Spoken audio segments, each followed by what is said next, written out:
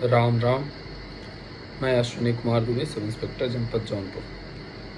आज से मैं यथार्थ गीता पढ़ना शुरू कर रहा हूँ और नित्य प्रतिदिन मैं 1 या 2 श्लोक 3 श्लोक जो भी मैं पढ़ सकूँगा वो मैं आपके सामने पढ़ के वीडियोज़ अपलोड करता रहूँगा। और आप इसको स्किप मत करिएगा, आप अवश्य सुनिएगा। नहीं आप पढ़ पाते हैं तो कम से कम सुनिएगा, और आप अगर सुनेंगे तो आपके एक लाइक से मैं समझ जाऊंगा कि आपने सुन लिया है, तो मुझे अच्छा लगेगा। Thank you. मैं आज से शुरू कर रहा हूँ और ये पूरा 700 श्लोक मैं 18वां अध्याय गीता कहूँगा। नित्य प्रतिदिन 5 श्लोक पढ़ूँगा, इससे ज़्यादा नहीं पढ़ूँगा ताकि आप भी बोर ना हो और आपको भी सुनने में अच्छा लगे। तो मैं शुरू करता हूँ। ओम श्री परमात्मने नमः।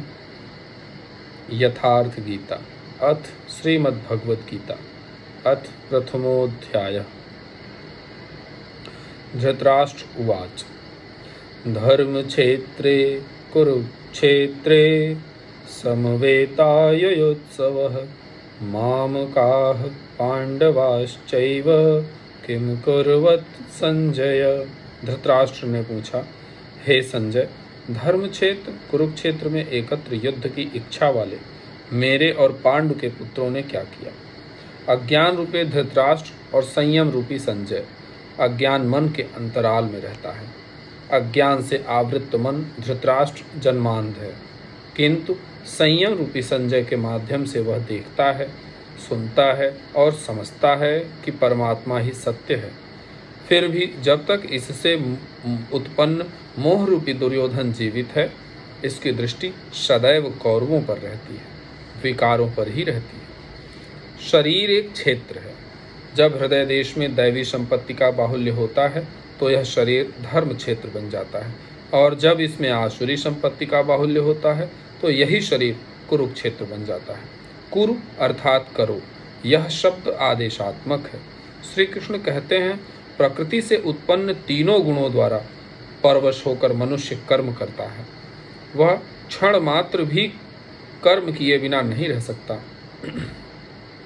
गुण उससे करा लेते हैं। सो जाने पर भी कर्म बंद नहीं होता। वह भी स्वस्थ शरीर का आवश्यक खुराक मात्र है। तीनों गुण मनुष्य को देवता से कीट पर्यंत शरीरों में ही बांधते हैं। जब तक प्रकृति और प्रकृति से उत्पन्न गुण जीवित हैं, तब तक कुरु लगा रहेगा। अतः जन्म मृत्यु वाला क्षेत्र, विकारों वाला क्षेत्र कुरुक्षेत्र है, और परम धर्म परमात्मा में प्रवेश दिलाने वाली पुण्यमयी प्रवृत्तियों का क्षेत्र, पांडवों का क्षेत्र धर्म क्षेत्र है। पुरातत्वविद पंजाब में काशी प्रयाग के मध्य तथा अनेकानेक स्थलों पर कुरुक्षेत्र की शोध में लगे हैं, किंतु गीताकार ने स्वयं बताया कि जिस क्षेत्र में यह युद्ध हुआ वह कहाँ है। इदं शरीरं कौन्तेय क्षेत्रमित्यभिधीयते।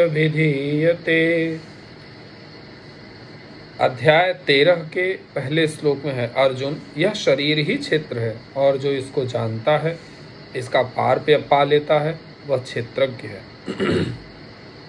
आगे उन्होंने क्षेत्र का विस्तार बताया, जिसमें 10 इंद्रियां, मन, बुद्धि, अहंकार, 5 विकार, ज्ञानेंद्रियों की 5 तन्मात्राएं, रूप, रस, गंध, शब्द और स्पर्श।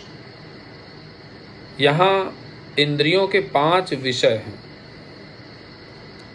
यही इंद्रियों के 5 विषय हैं और तीनों गुणों का वर्णन है। शरीर ही क्षेत्र है, एक अखाड़ा है। इसमें लड़ने वाली प्रवृत्तियां 2 हैं, दैवी संपद और आसुरी संपद। पांडु की संतान और धृतराष्ट्र की संतान, सजातीय और विजातीय प्रवृत्तियां।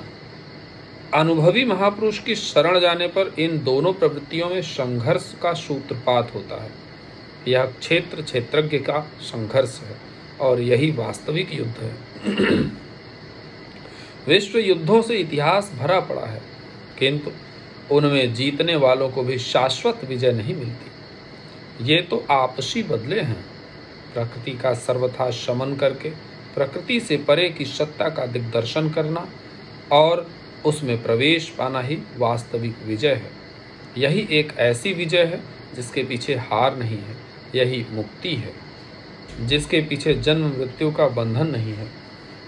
इस प्रकार अज्ञान से आच्छादित प्रत्येक मन संयम के द्वारा जानता है कि क्षेत्र क्षेत्रज्ञ के युद्ध में क्या हुआ। अब जैसा जिसके संयम का उत्थान है वैसे वैसे उसे दृष्टि आती जाएगी। संजय उवाच दृष्ट्वा तु पांडवानेकं व्यूढ़ं दुर्योधनस्तदा आचार्यमुपसंगम्य राजा वचनमब्रवीत्। उस समय राजा दुर्योधन ने व्यूह रचना युक्त पांडवों की सेना को देखकर द्रोणाचार्य के पास जाकर यह वचन कहा। द्वैत का आचरण ही द्रोणाचार्य है। जब जानकारी हो जाती है कि हम परमात्मा से अलग हो गए हैं, यही द्वैत का भान है। वहाँ उसकी प्राप्ति के लिए तड़प पैदा हो जाती है। तभी हम गुरु की तलाश में निकलते हैं। दोनों प्रवृत्तियों के बीच यही प्राथमिक गुरु हैं। यद्यपि बाद के सद्गुरु योगेश्वर श्री कृष्ण होंगे, जो योग की स्थिति वाले होंगे। राजा दुर्योधन आचार्य के पास जाता है। मोह रूपी दुर्योधन। मोह संपूर्ण व्याधियों का मूल है, राजा है। दुर्योधन दुर अर्थात दूषित, योधन अर्थात वह धन, आत्मिक संपत्ति ही स्थिर संपत्ति है। उसमें जो दोष उत्पन्न करता है वह है मोह।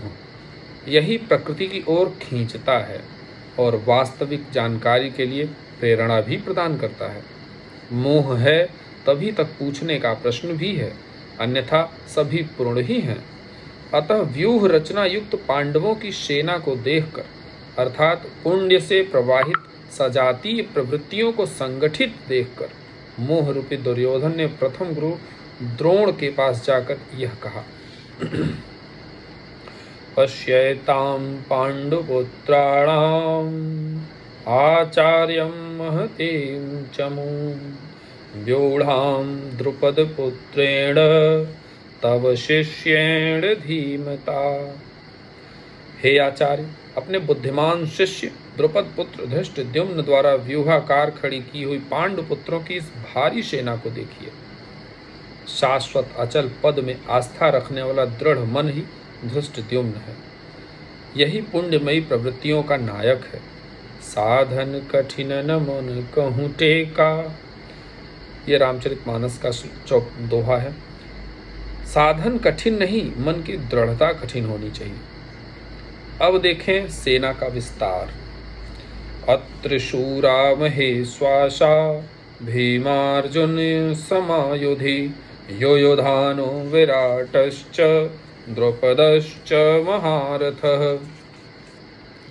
इस सेना में महेश्वासा, महान ईश में वास दिलाने वाले, भाव रूपी भीम, अनुराग रूपी अर्जुन के समान बहुत से शूरवीर, जैसे सात्विकता रूपी सात्यकी, विराटः सर्वत्र ईश्वरीय प्रवाह की धारणा महारथी राजा द्रुपद अर्थात अचल स्थिति, तथा धृष्ट केतुश्चेकितानः काशीराजश्च वीर्यवान् पुरुजित कुंतीभोजश्च शैव्यश्च नरपुंगवः।